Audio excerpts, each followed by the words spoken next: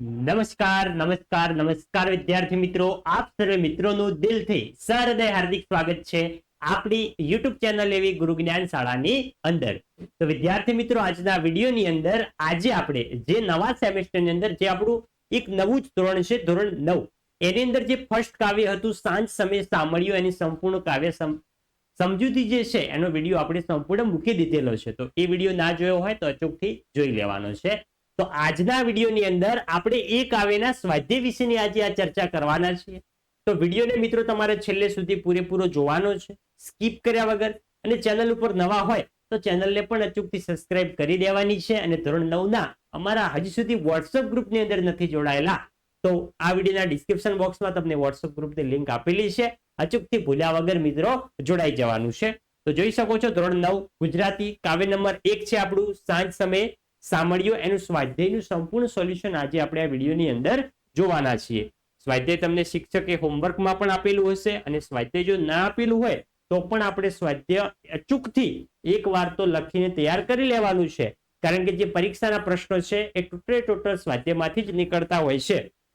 અને આ જે આપણો વિડીયો લેક્ચર હતો ફર્સ્ટ કાવ્ય સમજૂતીનો, જો તમે આ વિડીયો સંપૂર્ણ જોઈ લીધો તો આખું સ્વાધ્યાય તમારે આ વિડીયો જોવાની પણ જરૂર નહીં પડે.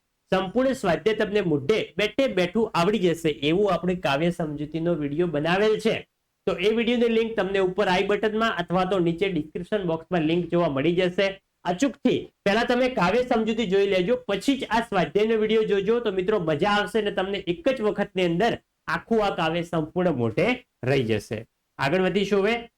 તો સ્વાધ્યાયની અંદર ફર્સ્ટ સૌપ્રથમ આવે છે, નીચેના વિકલ્પોમાંથી સાચો વિકલ્પ પસંદ કરીને ઉત્તર જણાવવાનું છે કે ગોવાળોમાં ગિરધર કેવી રીતે શોભી રહ્યા હતા.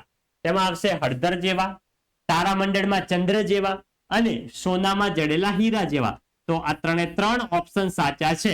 માટે આપણો સાચો ઓપ્શન કયો થઈ જાય? ઓપ્શન નંબર ડી, કે ઉપરના બી અને સી સાચા છે. સોરી, હળદર જેવા નહીં, હળદરના વીરા. હળદર સાથે શું કર્યું હતું? સરખાવવામાં આવ્યા હતા. તો ઓપ્શન એ નહીં આવે. બી અને સી જે છે એ આપણા મિત્રો કરેક્ટ આન્સરો થઈ જશે. ઓપ્શન નંબર બી અને સી જે છે એ આપણા સાચા જવાબો રહેશે.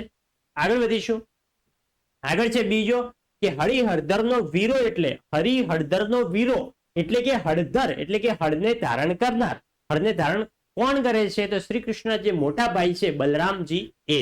અહીંયા છે બલદેવજી, તો અહીંયા બલદેવની જગ્યાએ બલરામ પણ આવી શકે છે. તો ઓપ્શન નંબર સી જે છે એ મિત્રો આપણો સાચો જવાબ થઈ જશે. આગળ વધીશું હવે. આગળ છે ત્રીજો, કે ભગવાન શ્રી કૃષ્ણે તેની અંદર આવશે ઓપ્શન નંબર બી, પીળા રંગના વસ્ત્રો પહેર્યા છે. પીળા રંગના વસ્ત્રોને શું કહેવામાં આવે છે? તો એને પિતાંબર કહેવામાં આવતું હોય છે મિત્રો. આગળ વધીશું હવે. આગળ છે ચોથો, કે શ્રી કૃષ્ણની શોભા જોઈને નરસિંહ મહેતા શું? શ્રી કૃષ્ણ જેવી આવી મનમોહક શોભા છે એ શોભા જોઈને નરસિંહ મહેતા શું કરી રહ્યા છે? તો દુખી થઈ રહ્યા છે. ખોટી વાત છે. કલ્પાંત કરે છે, તો આ પણ કેવી વાત છે? આ પણ ખોટી વાત છે. ભાવમુક્ત થઈ ગયા છે, આ પણ ખોટી વાત છે. તો શ્રી કૃષ્ણની આવી શોભા જોઈને નરસિંહ મહેતા હરખ પામી રહ્યા છે. શું આવશે? ઓપ્શન નંબર ડી જે છે એ આપણો મિત્રો તદ્દન સાચો જવાબ થઈ જશે. આગળ વધીશું. આગળ છે નીચેના પ્રશ્નના 2-3 વાક્યમાં ઉત્તર લખો. જે પરીક્ષાની અંદર તમને 2 માર્ક્સની અંદર પ્રશ્નો પૂછાય તેવા છે. અહીંયા પહેલો છે, કાવ્યના આધારે સાંજના સમયનું દ્રશ્ય આલેખો. તો સાંજના સમયે શ્રી કૃષ્ણની આગળ ગોધન એટલે કે ગાયોનું ધણ છે, પાછળ સાજન છે એટલે કે પોતાના બીજા ગોવાળિયાઓ છે, ગાયોનું ટોળું છે. શ્રી કૃષ્ણે મોર મુગટ, માથા ઉપર મોર મુગટ ધારણ કર્યા છે, પીળા વસ્ત્રો પહેર્યા છે, કાનમાં કુંડળ ઝૂલે છે, ફૂલની પછેડી પહેર્યા છે. આ પછેડી ચંદનની સુગંધથી મહેકે છે, અને ચૂવા જે સુગંધિત તેલ છે એનાથી અને ચંદનથી મહેકી ઉઠી છે. આગળ વધીશું. આગળ છે બીજો, નરસિંહ મહેતા હરખાય છે કારણ કે, અને આ પ્રશ્ન જે છે એ મિત્રો પરીક્ષા માટે ખૂબ જ મોસ્ટ એમ્બી પ્રશ્ન છે, ઘણી વખત પૂછાયેલો પ્રશ્ન છે આ. તો તમારે જ્યારે પણ તમે નોટબુકની અંદર લખતા હોય ત્યારે આ પ્રશ્નની આગળ મિત્રો સ્ટાર કરી દેવાનો છે, જેથી કરીને પરીક્ષા સમયે તમને ફટાફટ રિવિઝન કરવામાં સરળતા રહે. અહીંયા છે નરસિંહ મહેતા હરખ પામી રહ્યા છે. આનું કારણ છે, તો નરસિંહ મહેતાના હૃદયમાં શ્રી કૃષ્ણનું રૂપ વસી ગયું છે. શ્રી કૃષ્ણ એમને ભેટ્યા અને તેઓ તન મનથી શ્રી કૃષ્ણના મુખ પર વાળી ગયા છે. કૃષ્ણનું રૂપ મહાશુભકારી છે એટલે કે કલ્યાણકારી છે. આથી નરસિંહ મહેતા વાલાજીની શોભાને સતત જોઈએ જ કરે છે અને જોઈને હરખાય છે, સુખી થાય છે. આગળ જોઈશું. આગળ છે 7-8 વાક્યમાં જવાબ લખો. તો આ તમને પરીક્ષાની અંદર 3 થી વધુ માર્ક્સની અંદર પૂછાય તેવા પ્રશ્નો છે. તો જોઈએ, કૃષ્ણનું રૂપ મહાશુભકારી છે એમ કવિ શા માટે કહે છે? જે કૃષ્ણનું રૂપ છે એનું વર્ણન આપણે આ જે છે આ પ્રશ્ન છે એના જવાબ સ્વરૂપે કરવાનું છે. તો ચલો મિત્રો જોઈએ આપણે એનું વર્ણન. તો અહીંયા છે કે સાંજના સમયે વૃંદાવનથી આવતા શ્રી કૃષ્ણનું રૂપ મોહ પમાડનાર છે. તેમણે મસ્તક પર મોર મુકુટ ધારણ કર્યો છે, કાનમાં કુંડળ ઝૂલે છે, શરીરે પીળા વસ્ત્રો એટલે કે પીતાંબર પહેરેલા છે, ફૂલની પછેડી પહેર્યા છે, ફૂલની પછેડી ચંદનથી મહેકી ઉઠી છે.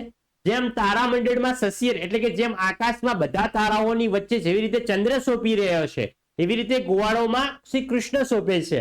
અને સોનાના દાગીનામાં જેમ હીરો અલગથી આપણને તરી આવે છે એવી રીતે ગોવાળોમાં શ્રી કૃષ્ણ અલગથી દેખાય છે. ગિરધર શોભી રહ્યા છે. કૃષ્ણનું આ મનમોહક રૂપ કવિના હૃદયમાં વસી ગયું છે. તેમનું મળવા મન વેગથી દોડ્યું.